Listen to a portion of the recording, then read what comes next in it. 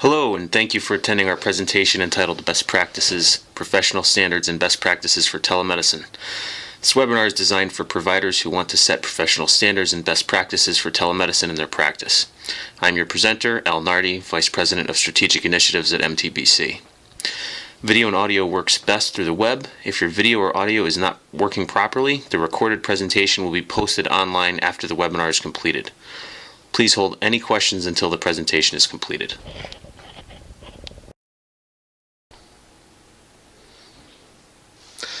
As is true in almost everything in business as well as in life, it is important to set your goals first. What do you want to achieve? Why do you want to achieve those goals? What do you consider success, and what is a plan B if you cannot achieve complete success? How can you achieve the goals, including technology and non-technology solutions? When? What is your timeline to achieve your goals? It is important to define what success means to your practice. Spell out the metrics and measurements so that you, your partners, and your staff know what needs to be done in order to achieve that success. Every practice is different. Your definitions might include serving more patients who are challenged by distance or those who need assistance getting to an office visit. It might also include operational improvements such as reducing wasted travel time between offices by your medical staff or providing coverage when travel is unfeasible. But the goals you set are a unique roadmap when your own specific practice. How are you going to measure your results against your goals? Are you using data and statistics and/or subjective feedback, or a blend of both? How are you gathering and reporting each? Are you setting goals that match your practice? What are your non-technology goals? Improving clinical outcomes, saving time, increasing reimbursable billing, outreach to more patients, convenience to your patient census, all have merit. What are you looking to achieve? While improving clinical outcomes has become a bit of a buzzword, it is supported by results-based increases in reimbursement. Does your EHR support the MIPS and macro reporting you need to implement increased reimbursement? Make certain that your telemedicine choice supports the same goals you want to achieve.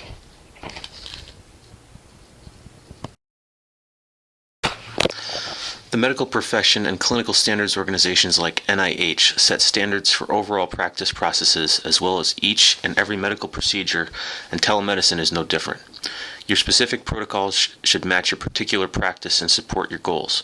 What works for an internist may not work for an orthopedist, a psychologist, or a podiatrist. Even within each practice, there are other considerations pertaining to illness and injury type or patient competence and other at-risk patient conditions that should be considered. Some general practices may decide to use telemedicine only for follow-ups, but not for initial visits, especially if drugs must be prescribed. Some decide what type of patients they offer the telemedicine to based on the patient condition, illness, or capability, maybe based on age, mental capacity. While average telemedicine encounter is more time efficient than average in-office face-to-face, there are some procedures that are better handled in person. If there are any indications that a patient should be seen in person, direct them to the closest medical facility that can effectively treat that need, i.e. urgent care hospital, alternate covering physician, clinic, etc. Err on the side of patient safety, not on saving time or convenience. Patients should always be aware of their responsibility to keep their communication secure. They should be trained to have their telemedicine encounter in a private, quiet location with good internet, so they're not shouting to be heard and not easily observed or heard by others. Their part of the communication is just as important as yours, or you will not understand what the patient is saying. If you have poor phone habits with them in communication, they'll have poor telemedicine encounter habits.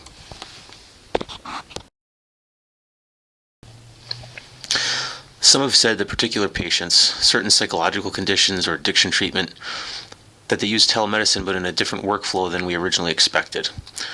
One psychiatric practice has 2 locations at 1.5 hours drive distance from each other. The lead psychiatrist had us set up telemedicine patient session through calls after specific at-risk patients who live near the remote location are scheduled to come in to the remote office.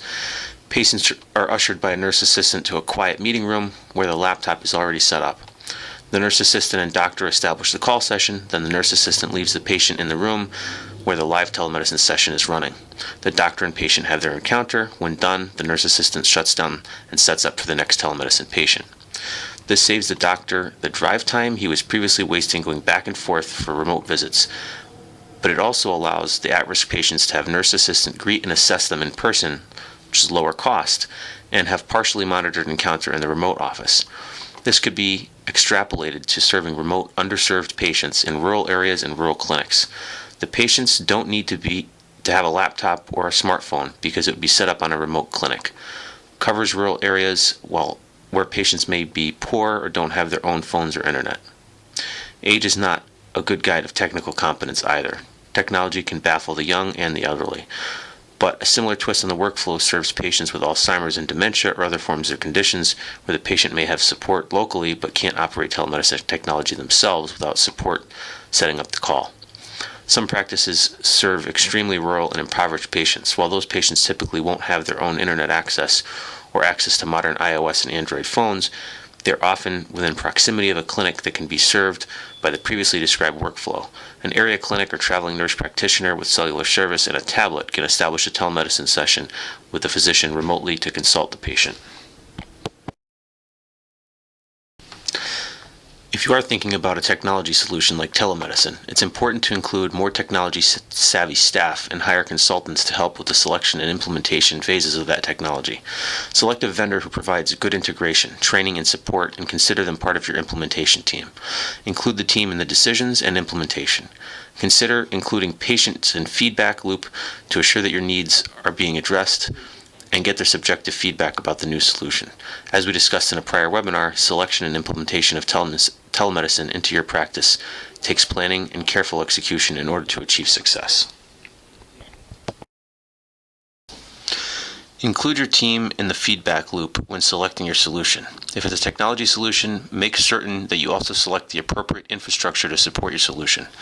Select a telemedicine solution that will work with and enhance your medical documentation workflow and works inside of your EMR, not one that operates outside of your workflow so you have additional work to support multiple standalone systems to make it function.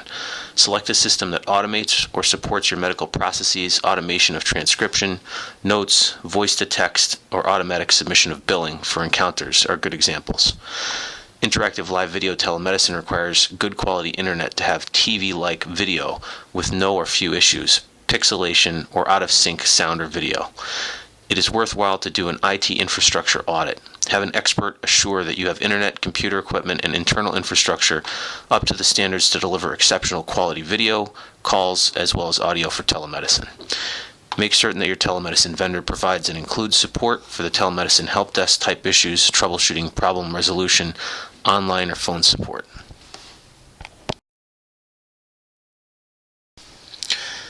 It is extremely important to train, then test, make adjustments, test, and train again. That is, repetition and iterative learning helps to get smoother with the process and the technology. Figure out how the workflow does and does not work with your practice. Don't be afraid to adjust the way you do things or to adjust how the technology works as part of the flow of doing business. Make certain that you test on associates and staff and have them do the same thing. Have several brief roundtable discussions with staff to share what you learn, what things are not working and what you cannot figure out, and any shortcuts or ways that others suggest to use the technology. Be open to new ideas. Don't shut down any innovation or a different workflow. It may be better than what you are doing, or may just be an alternative way of doing the same thing. Call in your vendor or consult for help, training, or getting set up, or education. Remember, most people are resistant to change, so don't be surprised if your associates or staff are resistant to adopting new technology.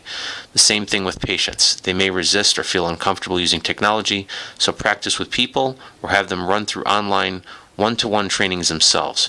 Remember that to succeed, you need to buy in at all levels: physicians, nurses, staff, and patients. Look for a telemedicine platform that offers marketing materials as part of the overall solution and deployment process. Tell all the stakeholders, physicians, nurses, other staff, patients, and even consulting physicians that you have a new solution and invite them to learn about it and use it. Patient adoption or lack thereof is one of the largest roadblock issues to address. Let people know what their benefits are for using the solution. Use waiting room posters, in-office printed patient flyers, and or email messaging to invite your own patients to get a patient portal or app to use telemedicine solution. If the patients don't have good experience, they will not want to use a solution and it will not be successful. Have a support team or an online alternative in place if a patient or fellow staff member is having issues registering or learning how to use the solution. Call on your vendor to support the training and troubleshooting process. Patient adoption and engagement are key issues that can make the difference between a good implementation or bad implementation of telemedicine in the individual practice. Proactive providers recognize that they have to encourage and show their patients that telemedicine is available to them, or they won't be able to set up those telemedicine appointments. Proactive vendors support those efforts by providing standard and customized marketing flyers or for patients and support other marketing advertising activities that those practices want to do. According to the HIPAA guidelines on telemedicine, any system of communicating EPHI at distance must have mechanisms in place so communications can be monitored and remotely deleted if necessary. HIPAA and other issues surrounding security are important for obvious and some not so obvious reasons. You may know your solution is HIPAA compliant, but your patients may not know unless you tell them. With all the negative publicity surrounding recent breaches in personal information, patients and other staff members want the assurance that the solution they are using is secure. Make sure it is, and then share that knowledge so everyone else knows as well. Remember, telemedicine is not a phone call. It's a doctor-to-patient consultation. Treat it the same way. Respect the privacy issues and assure your patients that the private information will be kept private.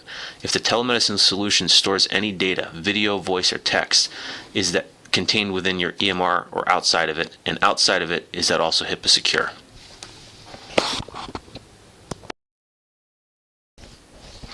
Include formal and/or informal surveys for your associates, staff, and patients. Ask if the telemedicine solution works for them, why or why not. Ask if they had issues setting up, logging in, using the solution, etc.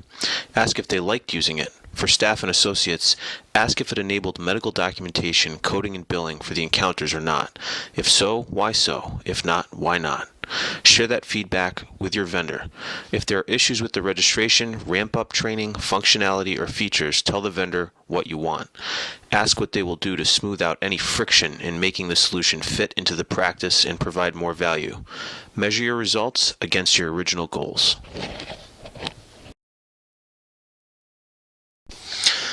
Okay, to review our key takeaways for telemedicine best practices. Set the goals for your telemedicine project and define what success means. Establish protocols as you would for any other part of your practice. Design workflows for your different classifications of patients. Don't forget to include at-risk and compromised patients. Select the team that will enable and facilitate your implementation and empower them to help you. Choose the solution or solutions that fit your needs. Engage your team in the selection process. Implement with support of your team and your vendor or consultants. Train associates, staff, and patients. Adjust to fit your needs. Socialize the solution with associates, staff, and patients. Continue to engage and promote to patients and build adoption. Get feedback and measure your solution against your goals. Share the feedback with your team and your vendor.